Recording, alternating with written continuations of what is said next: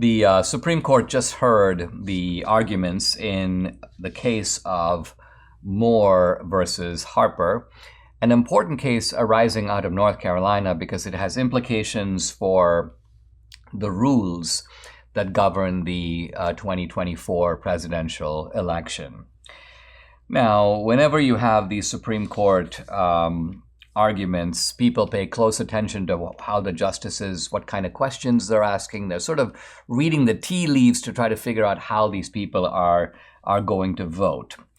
But the issue is this. Who makes the rules? Who's the ultimate authority in making election rules? And this could mean gerrymandering rules that have to do with the shape of a district. They could have to do with voter ID rules. They could have to do with the deadline for sending in mail-in ballots. Who is the final authority on this? Is it the legislature, the state legislatures? Is it the state courts? Is it the state constitution as interpreted by the state court? Is it officials who are running the elections, like the Secretary of State? Does someone like that have the final and unilateral right to change the rules? Who is it? What does the Constitution say about this? Well, the Constitution is actually kind of clear. And the Constitution says that the authority in determining the manner, by manner they mean the mode of conducting elections, is up to the state legislature. So this couldn't really be more clear. But it's not quite as simple as we think, for the simple reason that even though the state legislature makes a law, let's follow what happens when the state legislature makes a law.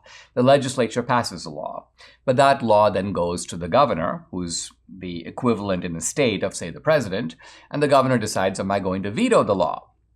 So a law doesn't become a law until it is passed by the legislature and then signed by the governor. So the governor has a say in here. He has authority. And this is important because, by and large, the left, in talking about this case, acts as if giving the legislature, the state legislature, final authority somehow implies that the governor has no say, that the courts have no say. But this is actually not what is at stake. This is not what's at issue. The left is sort of distorting the meaning of this case. Hillary Clinton, one of our more irresponsible voices in public discourse, basically said the state legislatures here are going to be given the authority to overrule election results. No, this is not about overruling election results. This is not about changing the outcome of an actual vote. This is determining the manner in which votes are cast in the first place. Let's look at what happened, for example, in Pennsylvania in 2020.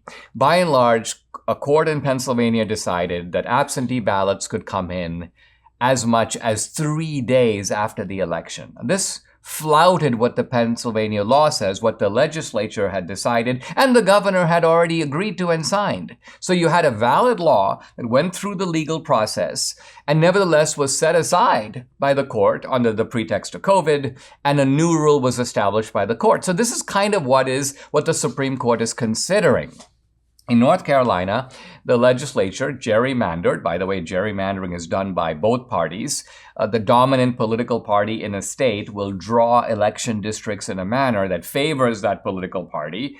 The Democrats do it in New York. The Republicans do it in Texas and North Carolina. But the North Carolina court basically said, you can't draw the district this way. We don't like it. We think that it's and the court did so by simply invoking the generic phrase, we need to have a free and fair election. And the court evidently decided, well, we are the final adjudicators on what that is. So if we don't like your district, we don't like its shape, we think it can be drawn a different way, we're going to send it back to you.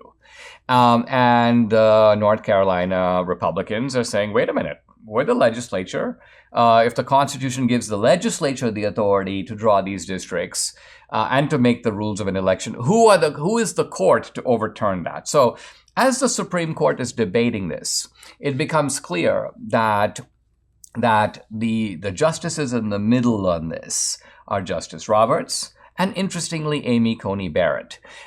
These two justices, who will probably determine where the majority rules on this, seem to be inclined to say that, yes, the Constitution does, in fact, give state legislatures the authority to make these rules, but, and it's an important but, this doesn't mean that the governor can't veto it. If the governor vetoes the law then has to pass by a supermajority to override the veto. But once the law is passed, the courts, and we're talking here about the state courts, yes, they have a right to review these laws to make sure that they are consistent with the state constitution. But no, these courts don't have the authority to, quote, make up the rules as they go along.